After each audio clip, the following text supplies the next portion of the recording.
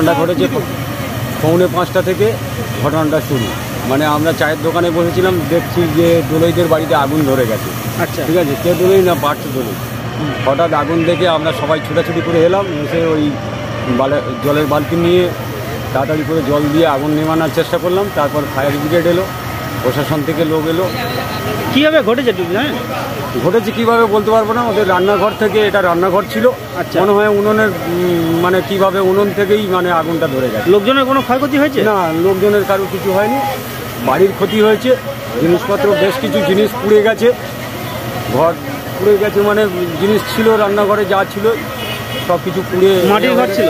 হ্যাঁ, মাটির দলমার ঘর ছিল, আর খোলার চাল আর টালির চাল। আচ্ছা আচ্ছা, ঠিক আছে, এই পর্যন্তই। আমার নাম পরিচয়?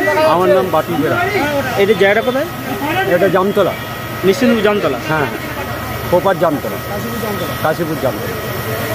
5টা দিয়ে ঘটেছে। আচ্ছা, আগুনটা লেগে গেছে, বুঝতে পারছি না কি জন্য লেগেছে। আমরা দেখলাম এসে লেগে গেছে। এটা কি রান্নাঘর ছিল? হ্যাঁ, রান্না করছি। কি মাটির ঘর নাকি দরমা ঘর? দরমা। আচ্ছা, কীভাবে জানতে পারলো? তাহলে আগুন ধোঁয়া উঠছিল, তবে জানতে পারলো। কোনো ক্ষয়ক্ষতি হয়েছে কি? ক্ষয়ক্ষতি বলতে কারো কিছু হয়নি।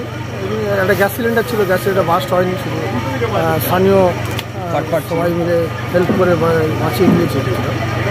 ঘটনাটা কটা দিয়ে ঘটেছে? 5:45, 5:30, 5:45। আচ্ছা, এই জায়গাটা কোথায়?